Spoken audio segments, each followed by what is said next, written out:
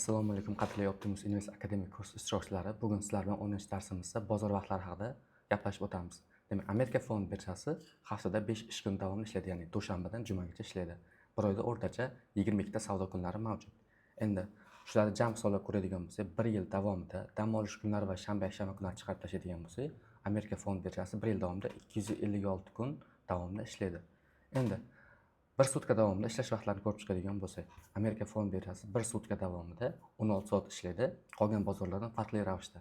Lekin shundan asosiy 7,5 soat vaqti asosiy bozor vaqtiga to'g'ri keladi. Endi aytishingiz mumkin, bir sutka davomida 16 soat bozor ishlaydigan bo'lsa, o'shandan 7,5 soat asosiy bozor vaqti bo'lsa, qolgan vaqtlarda bozor yuradimi? Ya'ni bozorda savdolar amalga oshiriladimi? Ha, albatta savdolar amalga oshiriladi. Faqatgina bu yerda ozgina qo'shimcha tomonlar bor. Mana shu taraflarni ko'rib chiqamiz. Demak, Amerika fond birjasida asosiy bozorimiz, ya'ni bozor vaqti Amerika vaqti bo'yicha hisoblanadi. Amerika vaqti bo'yicha bu ertalabki soat 9:30 dan obeddan keyingi soat 16:00 gacha vaqt oralig'ida davom etadi. Endi mana shu O'zbekiston vaqti bilan hisoblaydigan bo'lsak, O'zbekiston vaqti ozgina farq qiladi, chunki baribir boshqa mintaqada joylashganligi sababli O'zbekiston vaqti bo'yicha asosiy bozor vaqtimiz 18:30 dan kechki soat, tungi soat 1:00 gacha vaqt oralig'ida davom etadi. Xo'p, Amerika fond birjasida pre va after market degan bozorlarimiz ham bor, ya'ni bular asosan qo'shimcha bozor sifatida qarab o'tiladi. Hop, pre market bu Amerika vaqti bo'yicha ertalab soat tongi soat 4:00 dan ertalab soat 9:30 gacha vaqt oralig'ida davom etadi. Endi aytishingiz mumkin, xo'p, Amerikada yashaydigan insonlar bo'lsa ertalab soat 4 dan turib savdo qilishni boshlashadimi? Yo'q. Pre market asosan Osiyo mintaqasida yashovchi treyderlar uchun tashkil qilingan hisoblanadi. Chunki Xitoy yoki Hindiston kabi mamlakatlarda ham juda ko'plab treyderlar mavjud. O'sha treyderlarda kunduz kuni vaqtiga to'g'ri kelishi uchun Amerikada qo'shimcha bozordan oldingi bozor nomi ostidagi pre-market tushunchasi ostidagi bozor tashkil qilingan va bu bozor doim savdo qilsa bo'ladi. Albatta savdo qilsangiz bo'ladi va bu vaqt O'zbekiston vaqti bo'yicha hisoblaganda obedda 13:00 dan 18:30 gacha vaqt oralig'ida davom etadi va pre-market deb ataladi.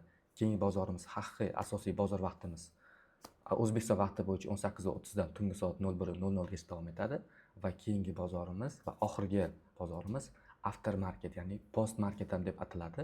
O'zbek tilida aytganda bozordan keyingi bozor nomi ostida yuritiladi. Xo'p, bu esa O'zbekiston vaqti bo'yicha tungi soat 01:00 dan tongi soat 05:00 gacha davom etadi. Ko'rib turganingizdek, Amerika fond birjasi asosan Amerika vaqti bo'yicha ishlaganligi tufayli sizlarga Amerika vaqti bo'yicha ko'rsatib o'tilgan va Amerika fond birjasi O'zbekiston vaqti bilan asosan obeddan keyingi kechki vaqtlarda ishlashni boshlaydi. Endi aytishingiz mumkin, mana shu bozor vaqtlarida aynan qaysi birida savdo qilganim ma'qul yoki qaysi birida savdo qilsam men uchun yaxshi bo'ladi deb aytishingiz mumkin. Bundan hozir sizga taklif bergan bo'lardim. Asosiy bozor vaqtida savdo qilganingiz siz uchun nisbatan anchagina qulay va xavfsiz bo'ladi. Sabab nega?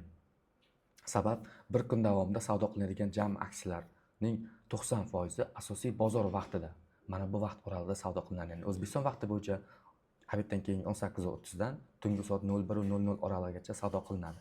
Aytaylik, bir kun davomida Tesla aksiyasida 100 million dona savdo hajmi bo'lsin.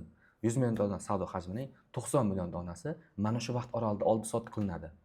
Qolgan 10 million donasi esa bozordan oldingi bozor va bozordan keyingi bozor vaqt oralig'ida savdo qilinadi. Aytaylik, 100 milliondan 90 milliontasi bozor vaqtida savdo qilindi.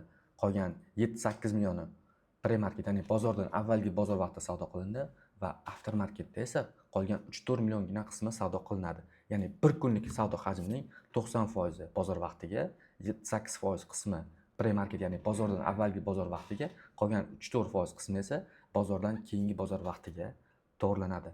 Yana bir narsani qo'shimcha sifatida aytib o'tmoqchiman.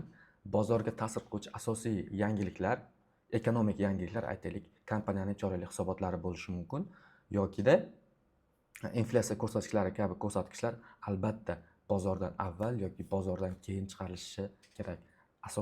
Buni asosiy sababi bozor vaqtida chiqadigan yangilik bo'ladigan bo'lsa, bozorda yurishiga kuchli ta'sir qilishi mumkin va brokerlar bu vaziyatda ulgurmay qolishi mumkin oldi-sotdilar tezkor ravishda amalga oshirishga. Shu sababli ham pre-market va after market vaqtlarida bozorga ta'sir qiluvchi kuchli yangiliklar e'lon qilinadi.